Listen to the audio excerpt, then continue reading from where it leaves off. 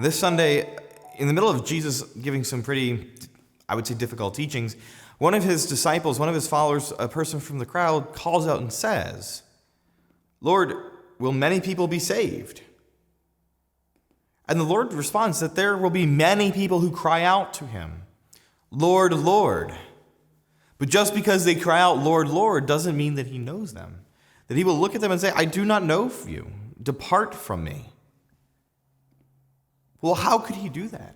If we call on the name of the Lord, how could he say that he does not know us and command that we depart from him? Well, the reality is this.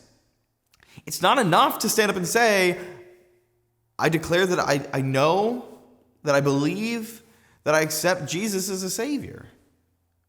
Okay, great. But talk is cheap. If Jesus is my God, then I ought to live like it. If Jesus really did save me from my sin, then I should be seeking freedom from my sin.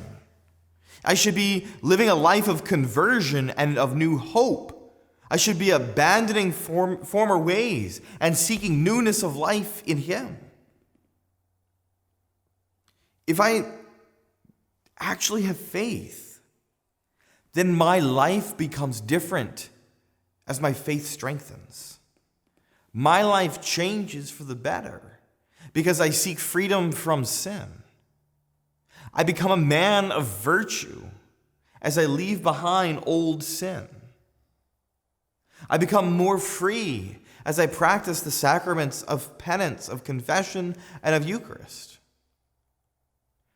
That going to confession, being freed from my sins, sets me up to live my life truly centered on the Blessed Sacrament. It's then that the Lord will say, "I do know you. Well done, my good and faithful servant. Enter into your Father's rest."